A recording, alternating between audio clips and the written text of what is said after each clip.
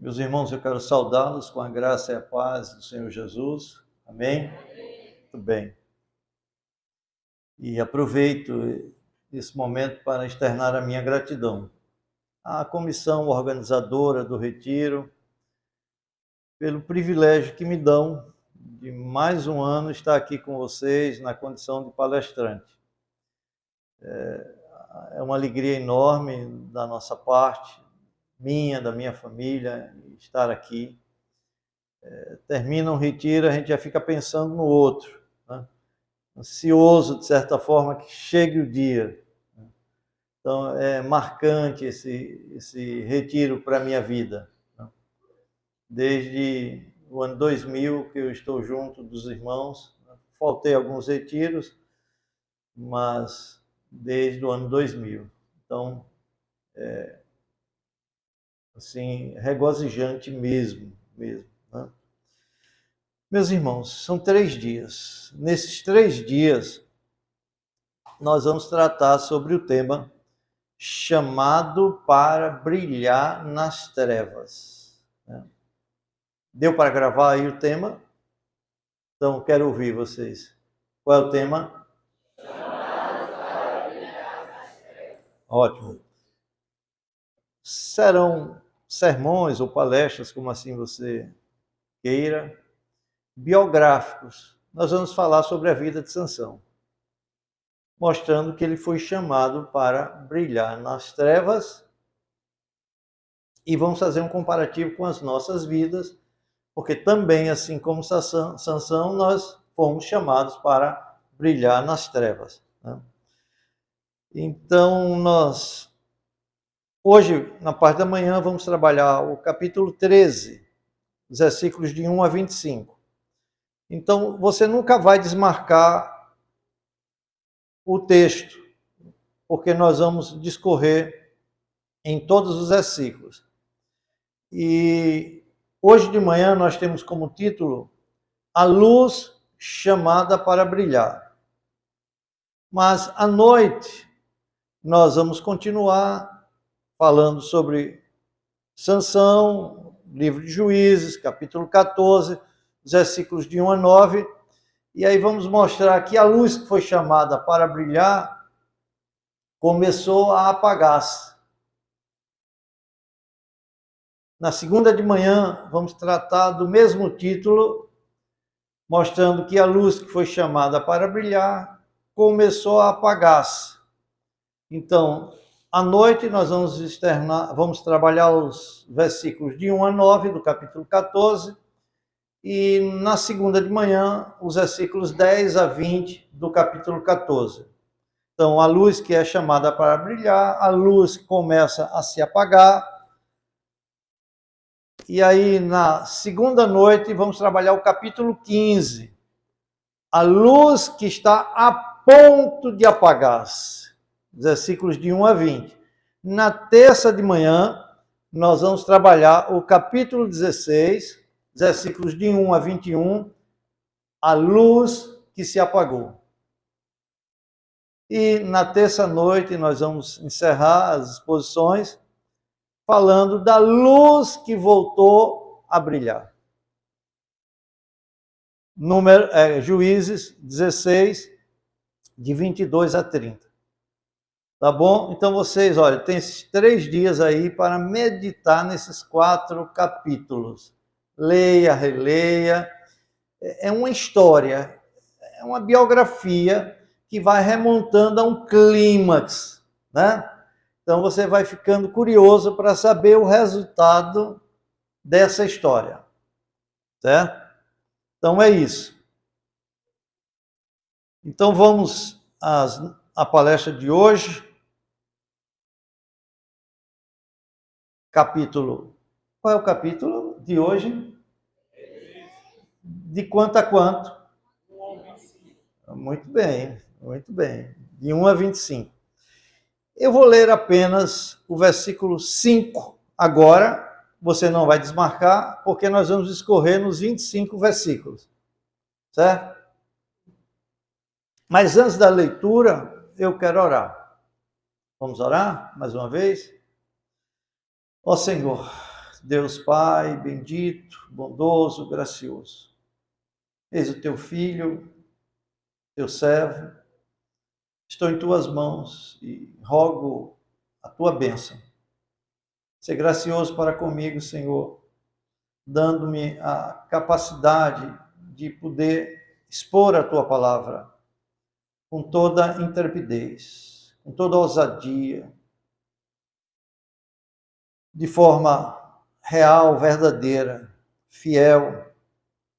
E para isso, Senhor, eu preciso da tua unção, aquela unção que vem lá do alto, que me capacita a falar também com clareza, com simplicidade, com humildade. Dê-me a força física e espiritual. Dê ao teu povo a graça de poder ouvir essa palavra como vinda de ti mesmo. E assim, Senhor, haja quebrantamento nos corações. Que o teu Espírito conduza aquelas vidas que aqui estão, que foram chamadas para brilhar nas trevas, mas que estão se apagando, ou estão a ponto de apagar-se, ou até mesmo essa luz já se apagou. De acordo com a circunstância de cada um, Senhor, aplique essa palavra aos corações, trazendo restauração, fazendo com que esta luz venha brilhar, cumprindo o propósito pelo qual foi chamado. Assim, Senhor, nós oramos em nome de Jesus. Amém. Muito bem. A luz chamada para brilhar. Versículo 5. E esse versículo é a divisa do retiro. Porque eis que tu conceberás e darás à luz um filho, sobre cuja cabeça não passará navalha, porquanto o menino será nazireu, consagrado a Deus desde o ventre de sua mãe, e ele começará a livrar a Israel do poder dos filisteus. Preste atenção a esse último detalhe aqui. E ele começará a livrar a Israel do poder dos filisteus.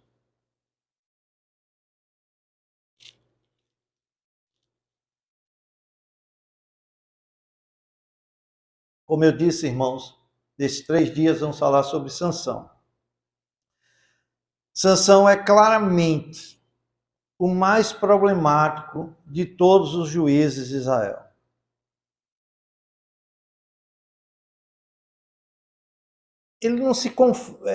Sansão não se conforma com a nossa ideia de um herói bíblico, de como esse herói bíblico deve ser.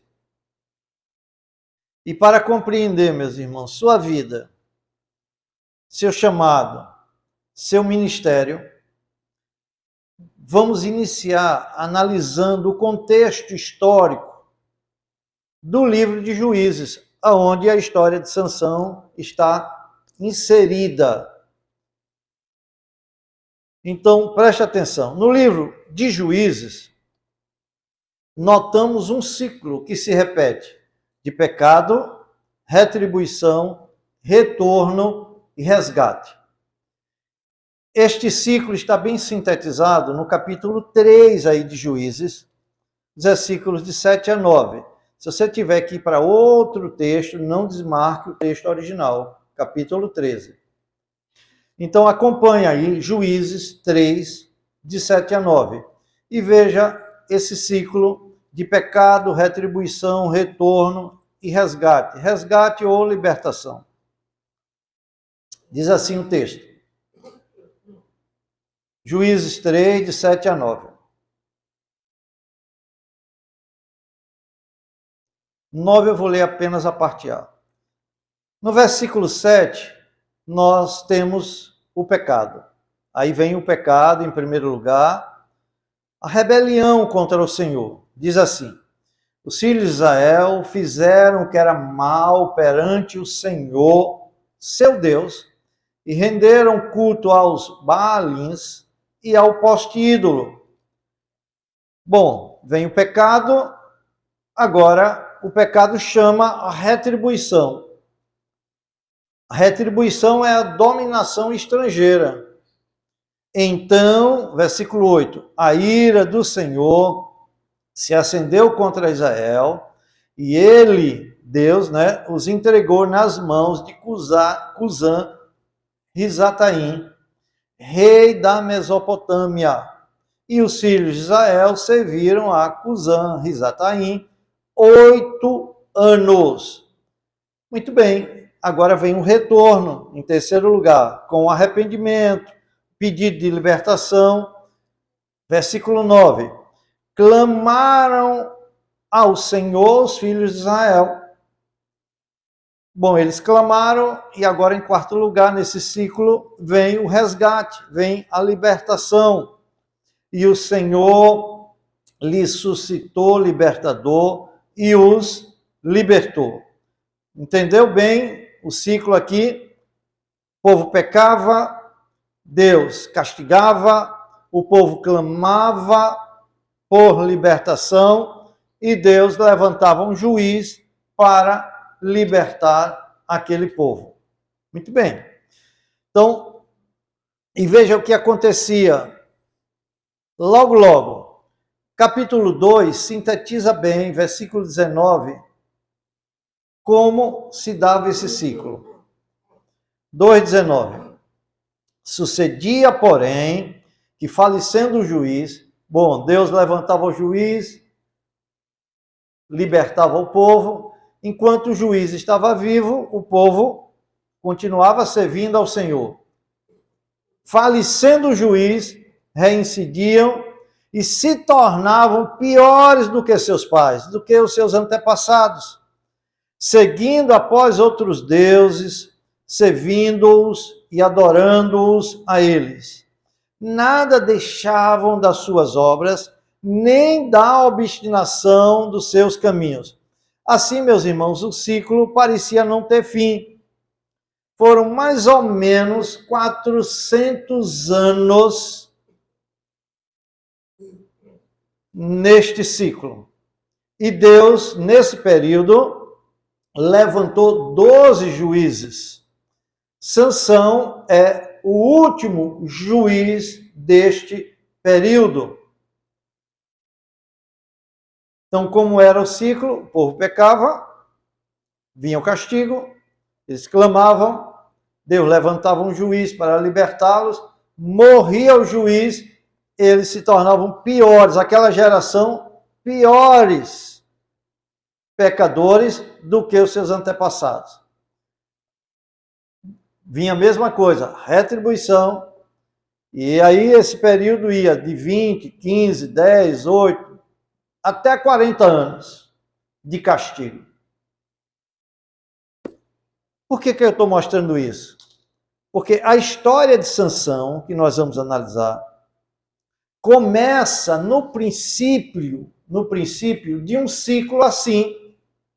Agora vamos para Juízes para a gente entender. Juízes 13, 1.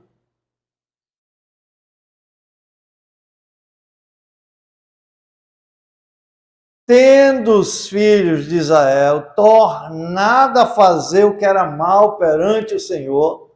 Bom, o juiz morreu, eles tornam a fazer o que é mal perante o Senhor. Esta é a 6ª vez que no livro de Juízes diz que Israel tornou a servir a outros deuses, abandonando ao Deus verdadeiro. Então, preste bem atenção. Esta apostasia da nação de Israel não era coisa má aos israelitas. Era algo muito natural. No entanto, era coisa má aos olhos de Deus. Irmãos, é isso que faz o pecado ser pecado. O que importa é aos olhos de quem algo é feito. Aos nossos próprios olhos, somos sempre justificados dos nossos atos pecaminosos. Mas aos olhos de Deus a coisa é diferente. Deus vê, Deus julga e condena os nossos pecados. Deus julgou a rebelião israelita desta feita, entregando-os nas mãos dos filisteus. Os filisteus são instrumentos de Deus para punir Israel por sua idolatria. Quem entrega a nação de Israel nas mãos dos filisteus é Deus, como castigo, como punição. Versículo 1 do capítulo 13, parte B.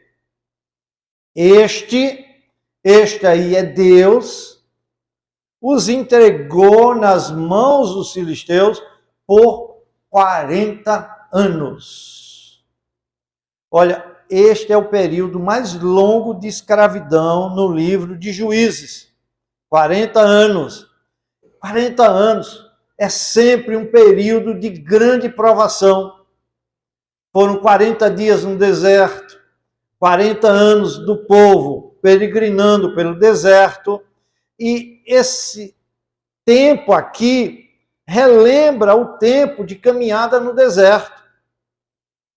Nos chama a atenção agora é que, diferentemente dos ciclos anteriores, o texto que vamos analisar a partir de agora não apresenta qualquer evidência de que Israel tenha clamado a Deus pedindo libertação. 40 anos debaixo do jugo filisteu, Israel não clama a Deus pedindo libertação. Nos ciclos anteriores, em todos eles, a gente vê Israel, chega um tempo, chega uma hora que eles pedem libertação a Deus. Lá no capítulo 3, versículo 9, a gente vê isso. No versículo 15 do capítulo 3, a gente vê isso. No capítulo 4, versículo 3, a gente também vê isso. No capítulo 6, versículos 6 e 7, a gente também vê isso. No capítulo 10, versículo 10, a gente também vê isso. Mas aqui agora, não.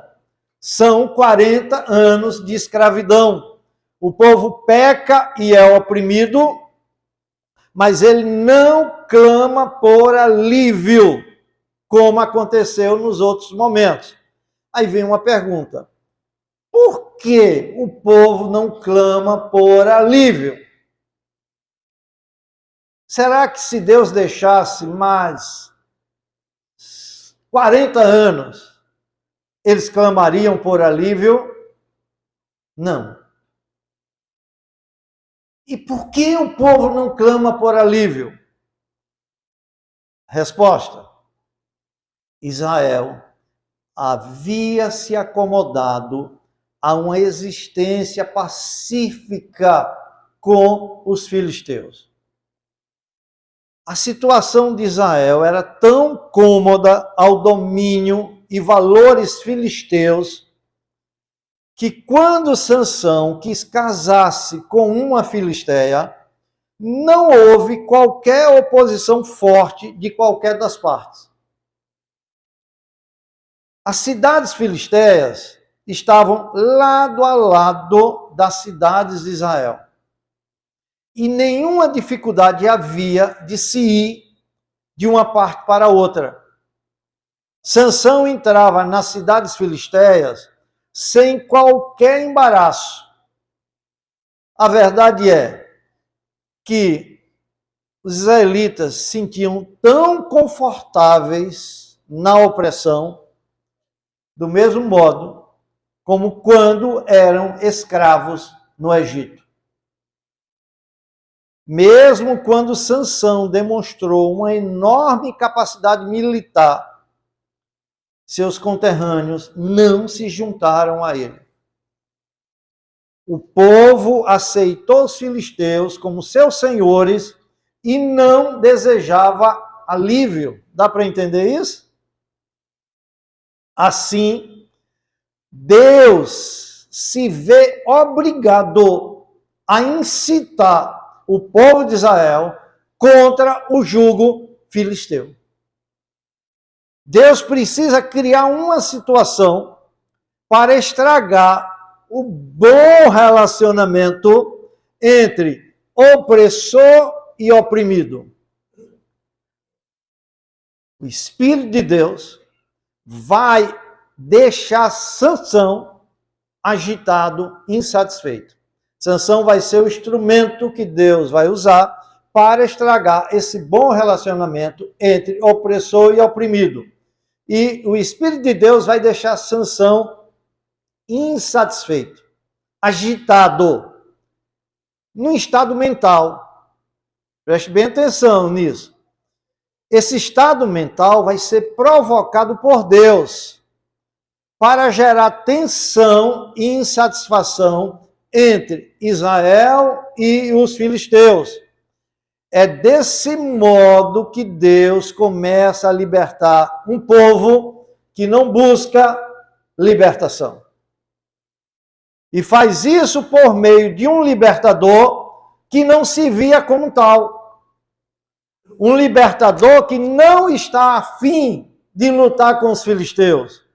Um libertador que persegue as mulheres ao invés dos inimigos. Um libertador que se vinga das suas ofensas pessoais ao invés de libertar a nação da sua opressão. A história de Sansão nos mostra como Deus graciosamente levanta um homem comum, cheio de fraquezas, para libertar seu povo da escravidão. Entendeu agora? Porque no início eu disse que a história de Sansão não se conforma à nossa ideia de um herói bíblico.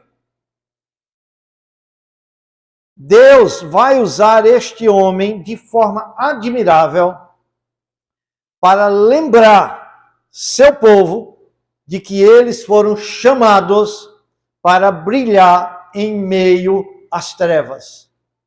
Sansão, como parte desse povo, é uma luz chamada para brilhar nas trevas. Muito bem, mas vamos deixar Sansão lá. A semelhança dele, você também foi chamado para ser luz que deve brilhar neste mundo tenebroso, apontando o caminho do reino de Deus aos pecadores, não se associando com eles. Não estando bem acomodado ao redor deles, na convivência deles. Portanto, o seu chamado, assim como de Sansão, é para brilhar nas trevas. E isso implica, olhando para a vida de Sansão, isso implica um chamado para servir a Deus em santidade. Muito bem, vá aplicando tudo isso para a sua vida. Em primeiro lugar, o chamado para brilhar nas trevas implica um chamado para servir a Deus em santidade. Isso vamos ver nos versículos de 2 a 5. Então prestem atenção, olhem para cá. Quem estiver cochilando, acorde, olhe para mim. A história dos demais juízes, eu disse que foram 12. Mas você vai, se você for fazer uma pesquisa, talvez você encontre alguns comentaristas dizendo que em Israel tiveram 14, 15 juízes, porque eles consideram Eli como juiz, considera Samuel como juiz, considera Abimeleque como juiz. Mas no livro de Juízes nós só temos 12. Sansão é o último. Então, a história dos demais juízes começa com uma chamada específica deles, numa época específica de suas vidas. Entendeu? Então, Deus quer libertar num daqueles ciclos, quer libertar o seu povo e vai levantar um juiz. Então, a chamada vem diretamente para ele num tempo específico da sua vida. Mas a história de Sansão, ela é atípica. Começa a ser contada a partir dos pais, mostrando uma limitação da sua mãe, que era estéril. E aqui é que você vai perceber como essa história é maravilhosa. Porque ela não aponta para Sansão, ela aponta para Deus. Deus. Então, vejam o versículo 2. É assim que começa a história de Sansão.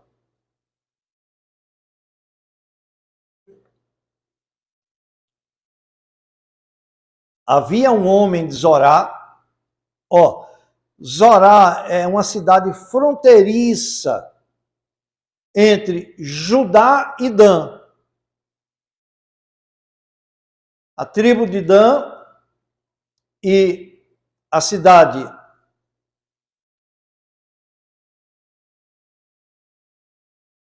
de Zorá fazem fronteira com o território filisteu. Certo? Fazem fronteira com o território filisteu. Então havia um homem de Zorá, da linhagem de Dan, chamado Manoá, cuja mulher era estéril e não tinha filhos. Parece uma redundância aqui, né? Era estéril e não tinha filhos. O narrador quer dar ênfase na esterilidade da mulher. Isso significa que a mulher não podia agora, naquele momento, ter filhos e nunca tinha sido capaz de dar à luz um filho. E não ter filhos naquele contexto era uma tragédia na família.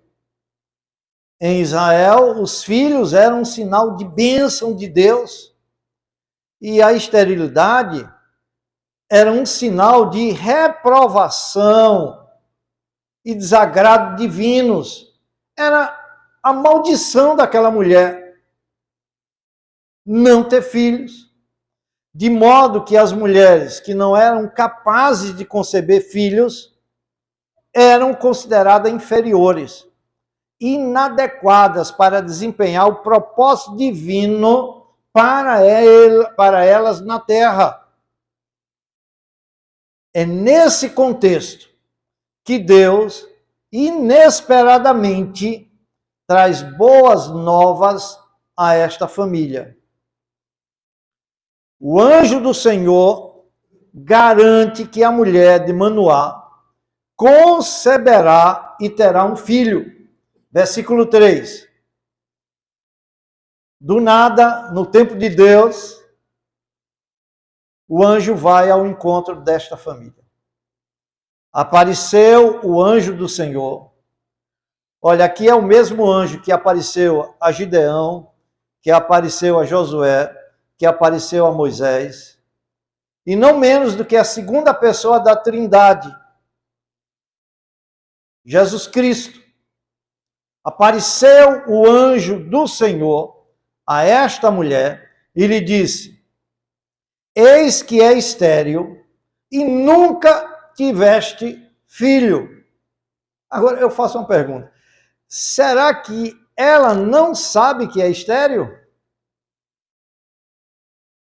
Sabe. Porém, o anjo quer mostrar que Deus também sabe. E em seguida o anjo diz: porém, conceberás e darás luz um filho. Agora, note que essa narrativa, como eu disse, ela é atípica. A narrativa silencia-se sobre o desejo da mulher por um filho. Ela não fala como Ana, por exemplo, que orava, que ansiava por um filho. Não, a narrativa não diz nada. A mulher estéril, ter um filho ali era algo fantástico. É uma israelita, mas o narrador não diz nada sobre o anseio desta mulher por um filho.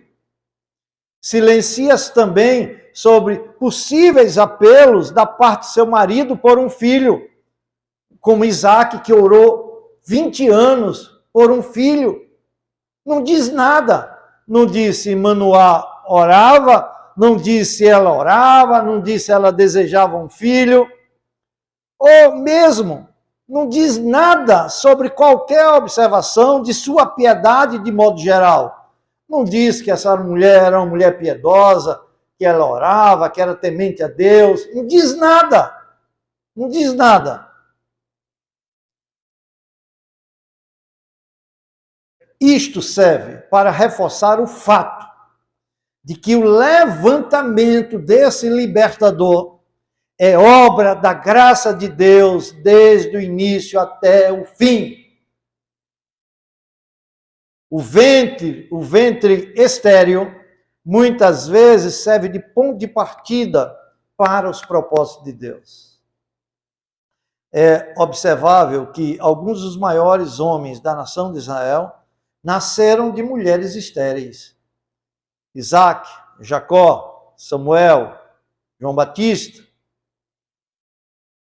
E aqui o anjo aparece, a esposa de Manoá, e diz que através do nascimento milagroso daquela criança, Deus irá prover um libertador para livrar Israel do jugo filisteu. A iniciativa é unicamente de Deus. Israel está bem acomodado. Nem se preocupa em pedir libertação. Mas Deus sabe que aquilo não é bom para o seu povo, que aquilo foge dos propósitos de Deus para o seu povo. E Deus é que toma a iniciativa e procura essa família, uma família cuja mulher era estéril, diz que ela dará luz a um filho e que este filho começará a libertar Israel do jugo filisteu. Mas a boa notícia carrega consigo uma grande responsabilidade. É sempre assim. Onde tem privilégios, tem responsabilidades. E vejam, versículos de 4 a 7, a grande responsabilidade da mãe. O anjo, ainda falando com a mulher, diz: agora, pois, guarda-te.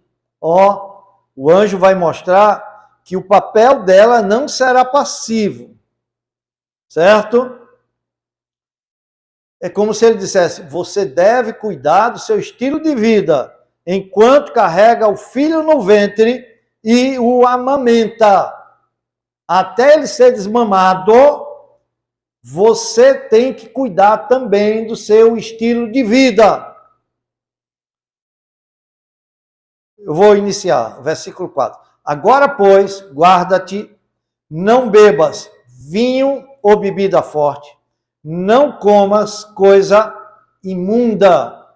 Que é isso, coisa imunda? São alimentos que os israelitas proibiam como ritualmente impuros e que contaminavam. Isso é uma coisa que todo israelita sabia.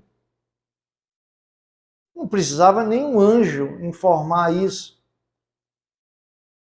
Mas, veja uma coisa, o fato de que a mulher precisa ser lembrada dessa lei específica dá a ideia que essa família, de alguma maneira, sucumbiu à enfermidade generalizada de Israel. E por isso ela precisa ser lembrada daquilo que é óbvio, daquilo que é básico ali em Israel. Depois dessas prescrições, o anjo lhe dá uma excelente notícia. Versículo 5.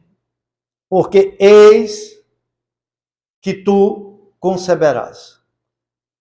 No hebraico, o sentido aqui é: eis que já está grávida. Olha, já estou grávida. A mulher podia imaginar assim, que maravilha. E dará à luz um filho. Agora vem as regras para criar o filho. Preste bem atenção, as regras para criar o filho. Sobre sua cabeça não passará navalha, porquanto o menino será nazireu, consagrado, isto é, separado, dedicado, santificado. Será consagrado a Deus desde o ventre de sua mãe. Perceba, Sansão nasce num estado permanente de santidade. E agora, olha o que vem aí. E ele, aqui é o anjo dizendo a mãe de Sansão, a esposa de Manoá. E ele começará a livrar a Israel do poder dos filisteus. Preste atenção a essa expressão.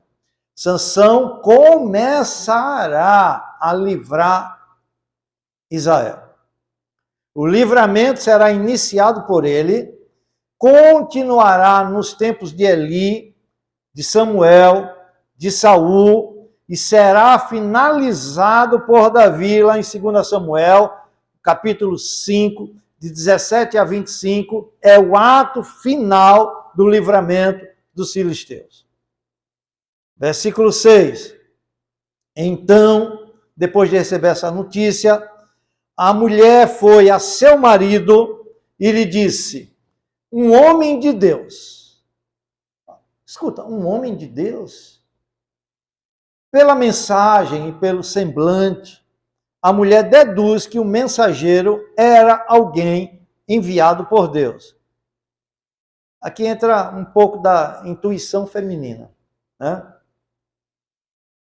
Veio a mim, sua aparência era semelhante à de um anjo de Deus, tremendo, tremendo. Ela reconheceu ser algo sobrenatural, impressionante. Ela não sabe discernir se é um profeta, se é um anjo. E veja que ela está falando com seu marido, dizendo isso. E para evitar que o marido lhe perguntasse sobre isso, ela se antecipa e diz: não lhe perguntei de onde era, que o marido podia perguntar de onde era. Não lhe perguntei de onde era, nem ele me disse seu nome. Porém me disse, olha, escuta isso. Eis que tu conceberás e darás luz um filho.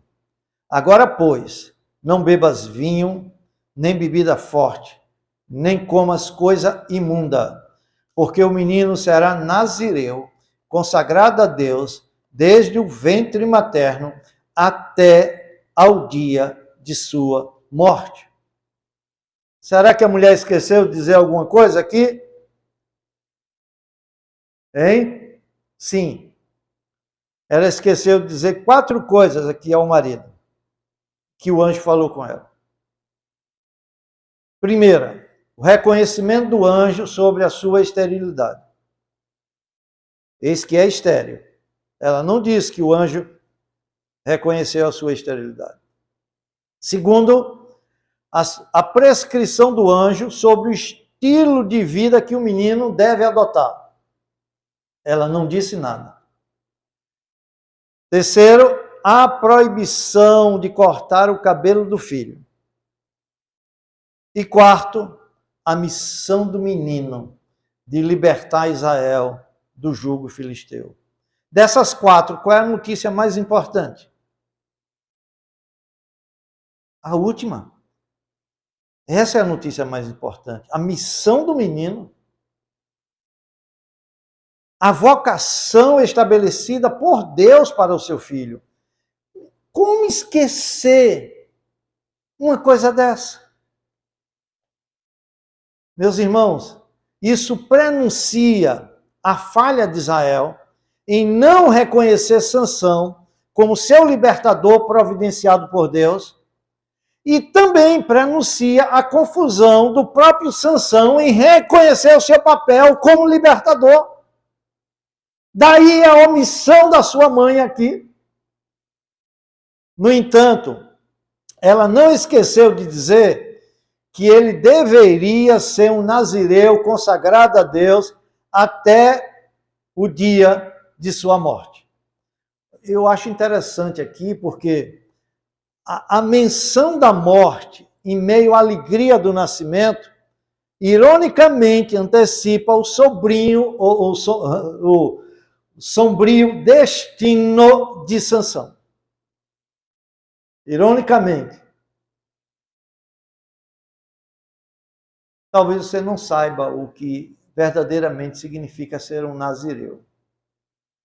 Deixe-me explicar o que significava ser um nazireu em Israel. É fundamental você entender isso. Em Israel, nazireu era aquele ou aquela que se separava dos outros ao consagrar-se a Deus mediante um voto especial. Bom, eu quero fazer um voto de consagração a Deus. Então eu agora vou me separar, vou ter um estilo de vida separado, específico, consagrado, dedicado a Deus. E havia duas categorias de nazireus. Os que eram vitalícios, isto é, por designação divina, esse não fazia nenhum voto de consagração. Era o próprio Deus que designava ele como nazireu. E vitalício, para sempre. Sansão é o primeiro e o único nazireu vitalício especificado na Bíblia.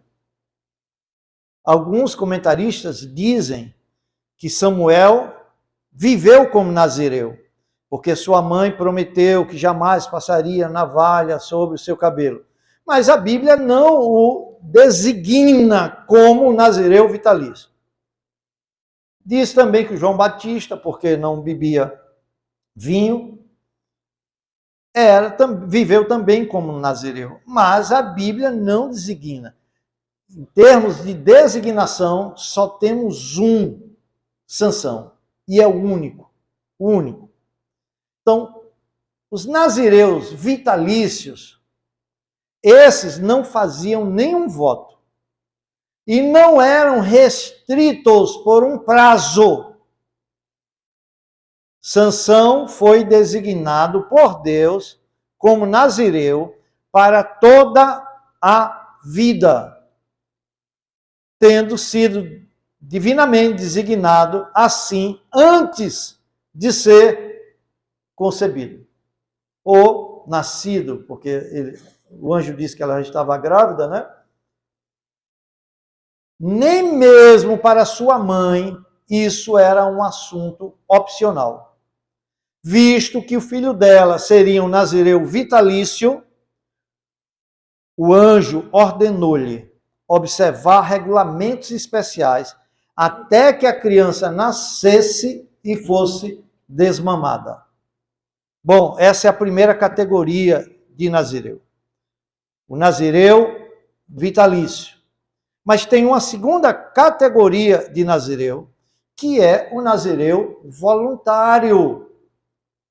Os regulamentos que governavam os nazireus voluntários são encontrados em Números, capítulo 6, versículos de 1 a 8. E eu quero que você abra esse texto e acompanhe a leitura que eu vou fazer.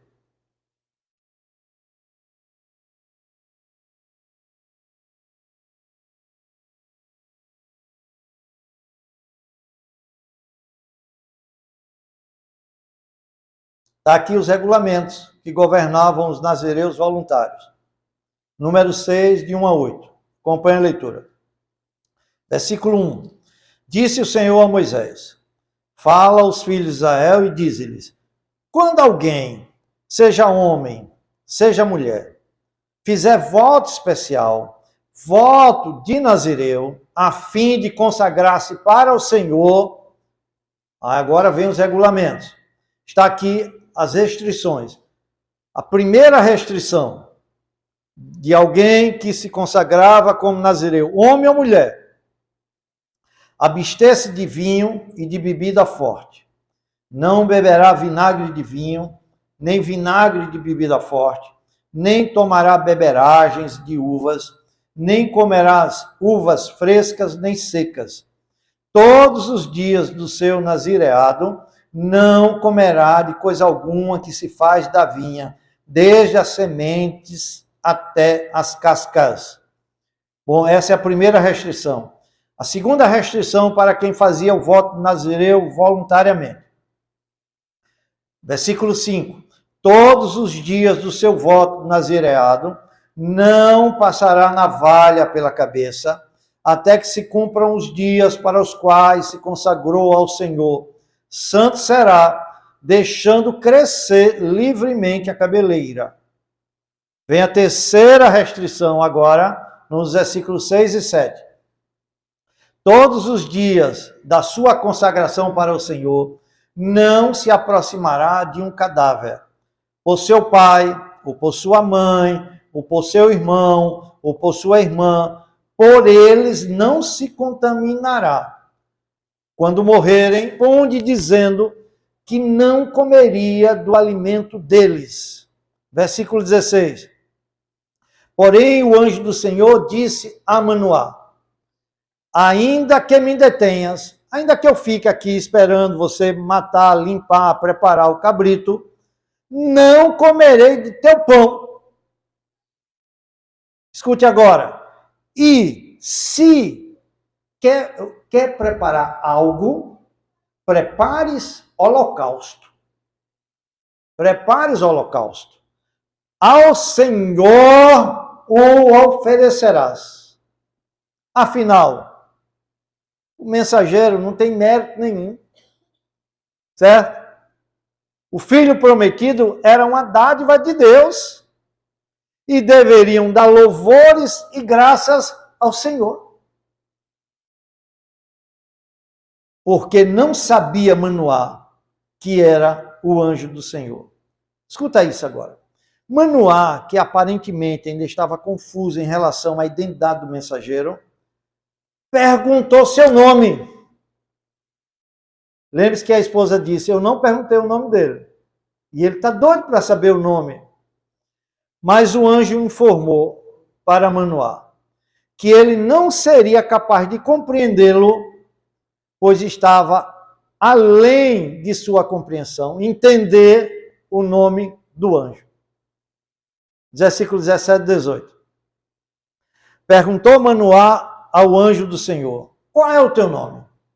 Para que quando se cumprir a tua palavra, isto é, quando a criança nascer, te honremos, para que eles pudessem agradecer e enviar-lhe um presente.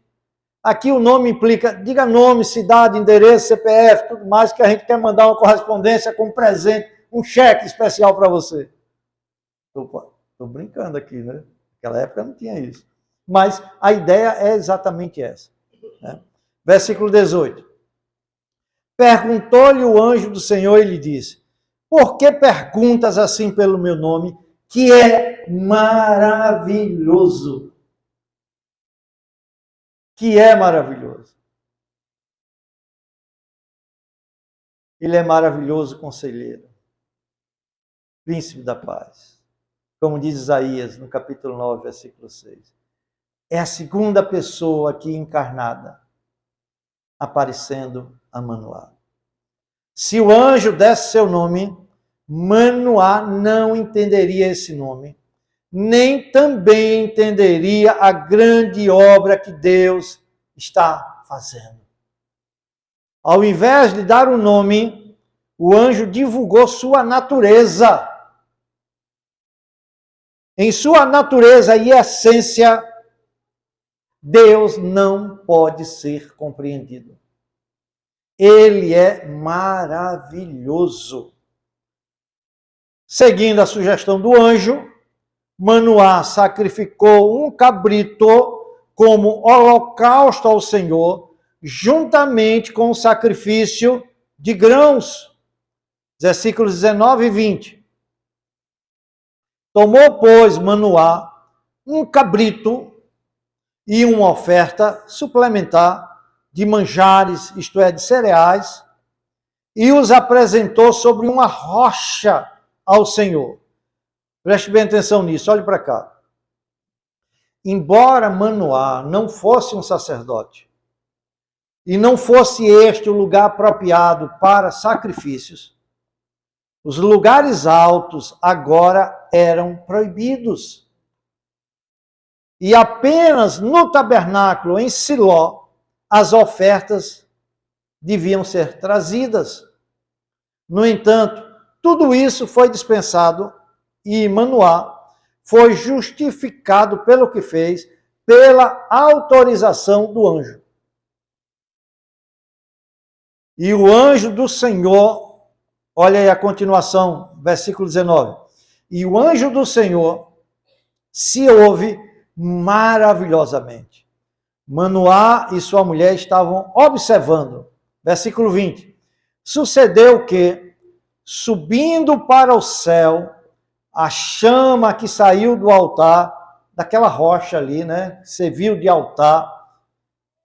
Quando a chama subiu para o céu, o anjo do Senhor subiu nela.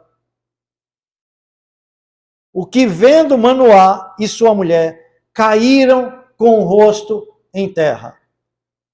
Numa atitude de adoração, o anjo subiu nas chamas do fogo sacrificial, fazendo com que Manoá e sua esposa se prostrassem no chão e escondessem o rosto, num gesto de submissão e adoração à presença do próprio Deus. Versículo 21. Nunca mais apareceu o anjo do Senhor a Manoá, nem a sua mulher. Então Manoá ficou sabendo que era o anjo do Senhor. Como foi que ele ficou sabendo que era o anjo do Senhor? Pelas coisas maravilhosas que o anjo fez, fazendo descer fogo do céu para consumir o sacrifício. Ali em cima daquela rocha, subindo no meio da chama sem ser queimado por ela e subindo ao céu nela.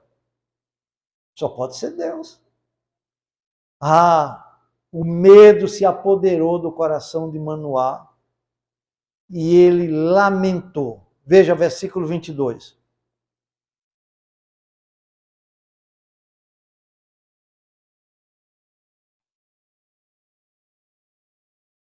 Disse Manoá à sua mulher: certamente morreremos porque vimos a Deus. Quem pode ver a Deus e viver?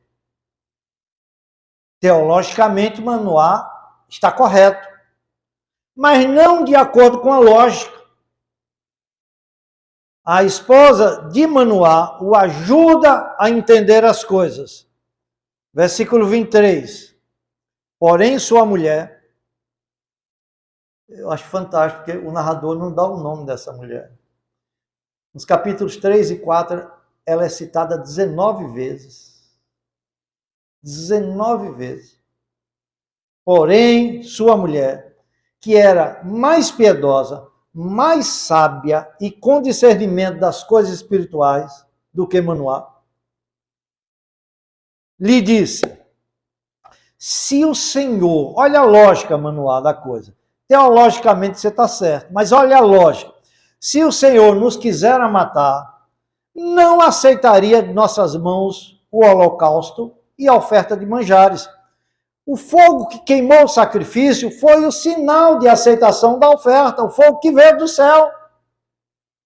Se ele quisesse nos matar, por que aceitaria o nosso sacrifício, a nossa oferta? Nem nos teria mostrado tudo isso. Tudo isto significa a aparição do mensageiro, o fogo que consumiu a oferta e levou o mensageiro, nem nos teria revelado tais coisas. Que coisas? Isto é, a boa nova do nascimento do menino e as prescrições sobre como ele devia ser criado. Assim, a esposa de Manoá mostra a seu marido que não vão morrer. Meus irmãos, escutem isso. Eles não vão morrer porque viram Deus por intermédio de seu filho. O único modo pelo qual o ser humano pode ver Deus e viver. Não era possível morrerem e, ao mesmo tempo, cumprirem as promessas de Deus.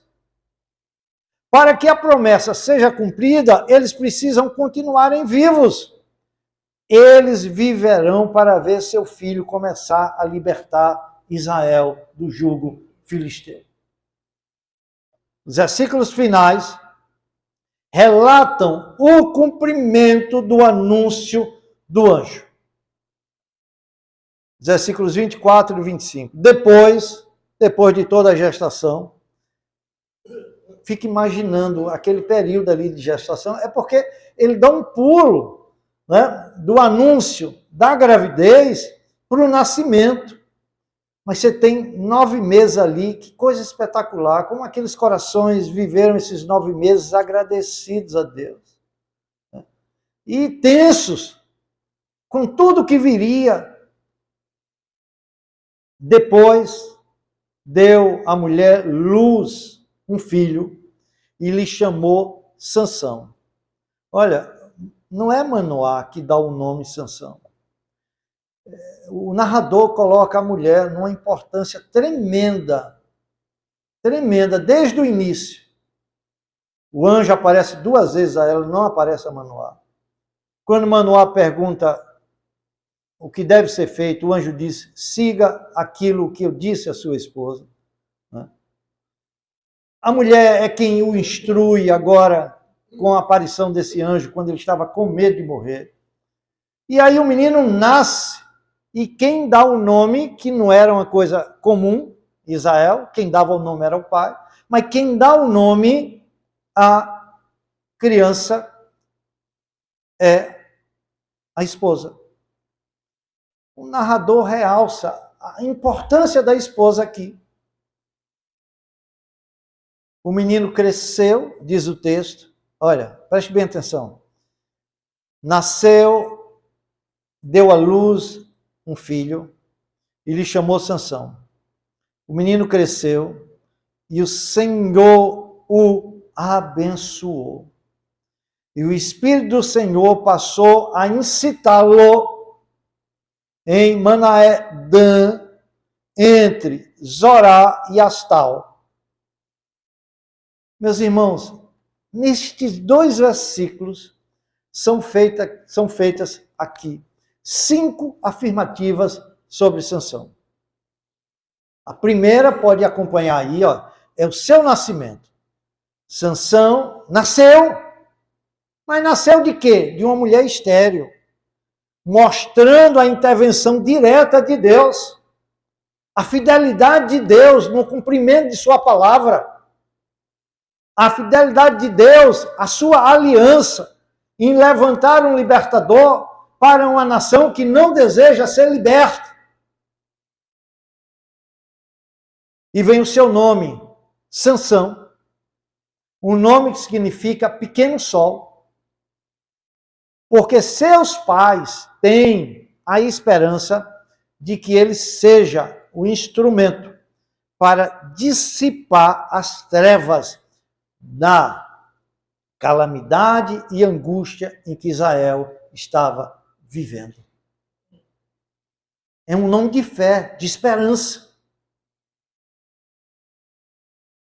Eu acho lindo porque o texto não fala nada da piedade dos pais, mas as ações do pai, da mãe, mesmo nas suas fraquezas, nas suas fragilidades, mostram que o casal era um casal piedoso, aonde graçava o pecado. Deus tem os céus. E não é sem razão que Deus vai ao encontro desta família. Na tribo talvez mais insignificante, que é a tribo de Dan, que fazia fronteira com os filisteus.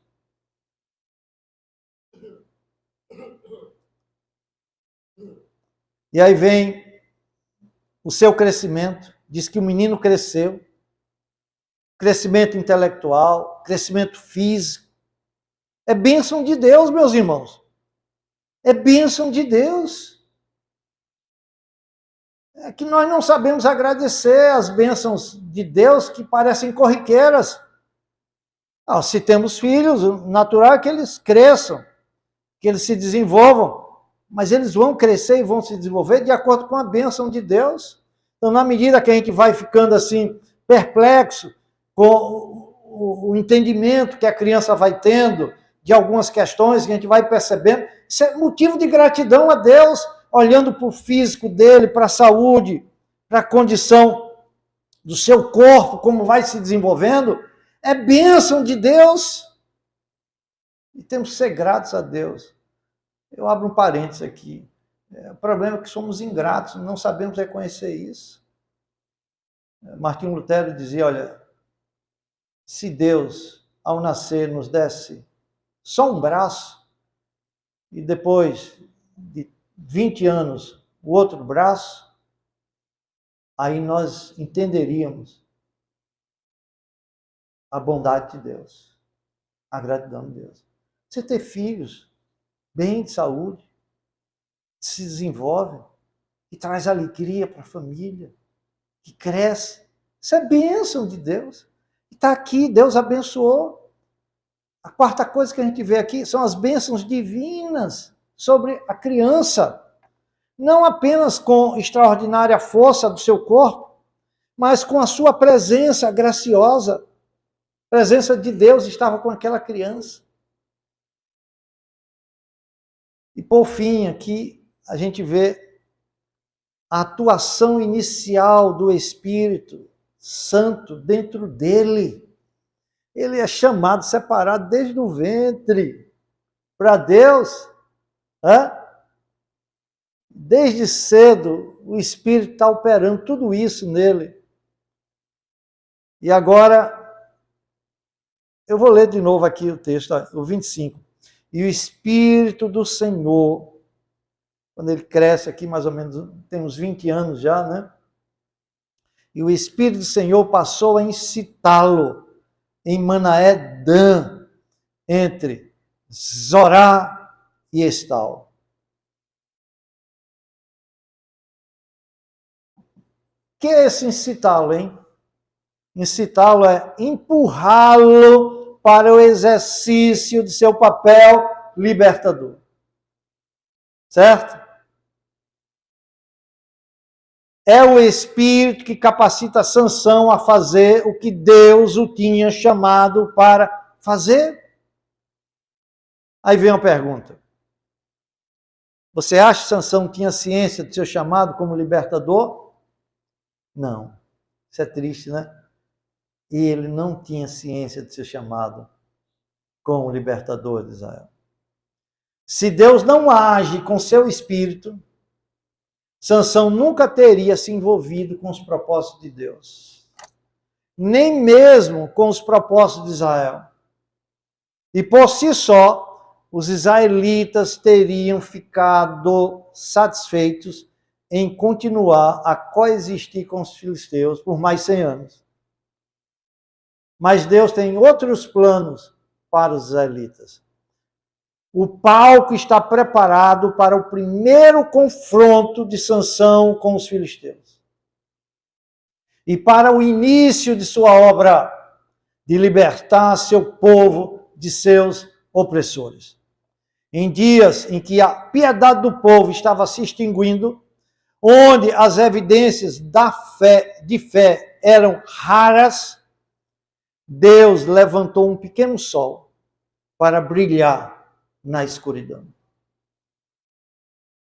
Porque tem um sol maior do que ele, que é Cristo, né? É um pequeno sol. Israel estava fazendo tudo ao seu alcance para se autodestruir. Entenda isso. Mas Deus, por sua misericórdia e fidelidade pactual, vai preservar esta nação. Deus se recusa a deixar a nação morrer. Há esperança para Israel. Deus planejou livrar seu povo antes mesmo que ele clamasse por ajuda. Deixe-me concluir. Meu irmão, esse ato divino de libertar o seu povo, mesmo antes dele clamar por ajuda, faz um paralelo com a sua ordem de salvação. Ouviu bem? Faz um paralelo com a sua ordem de salvação. Antes de você nascer, até mesmo antes de conhecer sua necessidade de ser salvo, de ser liberto, antes de clamar por ajuda, Deus preparou seu filho para sofrer e morrer por você. Cristo não era nazireu no sentido estrito do termo. Ele bebia vinho, ele tocava nos mortos e os ressuscitava. Cristo sequer fez o voto de nazireu. Ele era nazareno, como diz Mateus 2:23. Se tinha cabelo longo ou não, é de pouco valor. Então preste atenção. A palavra nazireu e nazireno vem da palavra hebraica nazi, que pode ser traduzida para o grego como consagrado ou separado ou dedicado. Nesse sentido, Cristo era o verdadeiro nazireu. Ele voluntariamente se separou para o exclusivo serviço e honra de seu Pai. Por ser perfeitamente puro de todo pecado, ele agradou ao Pai em sua vida e em sua morte. Ele manteve o seu voto, ele não quebrou o seu voto para cumprir a lei de Deus. Voto este feito na eternidade, juntamente com o Pai.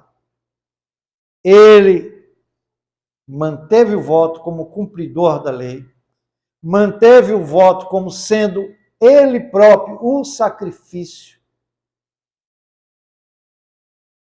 manteve o voto como fiador das nossas dívidas e como o nosso intercessor. A coisa maravilhosa é que ele vive para sempre, morreu, ressuscitou e vive para sempre para fazer intercessão por você. Como diz Hebreus 7:25, ele está à direita de Deus Pai e intercede por você. Você crê nisso? Essa certeza, meu irmão, é que lhe dá esperança e encorajamento em meio às lutas do tempo presente neste mundo em trevas. Nas relações que você tem que ter com outras pessoas cujo os corações estão em trevas, dominados por Satanás. Como Sansão, você é um nazireu, separado deste mundo para Deus, desde o seu chamado. Você é chamado para refletir a luz de Cristo em um mundo de trevas. Deus apenas não lhe chamou, ele também lhe capacitou, lhe instruiu e lhe fortaleceu para cumprir sua missão. Deus lhe chamou para brilhar com a luz que Ele mesmo lhe deu. Por si só você não tem essa condição. A pergunta é: você tem desperdiçado o que Deus colocou em suas mãos? Você tem deixado de ser uma lâmpada ardente e brilhante para iluminar os outros com o seu exemplo? Você tem deixado de apresentar um testemunho vivo da graça e do poder de Deus, assim como Ele deseja em sua vida? Sim. Sim. Você tem tido uma vida cristã sem santidade, sem consagração, sem cumprir o propósito pelo qual você foi chamado? Você se acomodou à cultura dos filisteus, ao estilo de vida dos filisteus? Você se acomodou a uma existência pecaminosa como se fosse algo muito natural? Quando você foi chamado para viver em santidade? Sim. Então eu quero te dizer, confesse a Deus agora que você não tem perseverado no caminho da santidade, honrando o propósito para o qual foi escolhido. Confesse a Deus que tem falhado em cumprir o seu chamado de brilhar nas trevas. Faça isso agora, pois a confissão de pecados nunca é sem esperança. Não pense que é tarde. Entenda, não importa o quão terrivelmente você tenha falhado.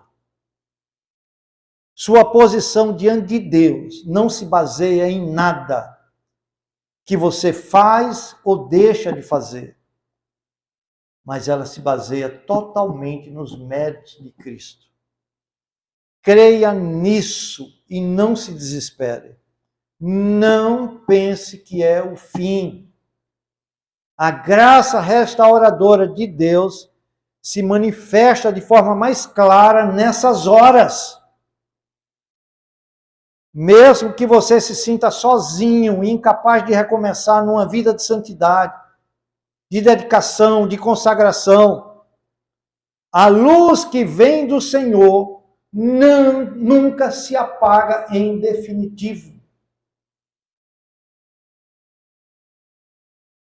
Que saber isso, o faça agora, nesta manhã, renovar os seus votos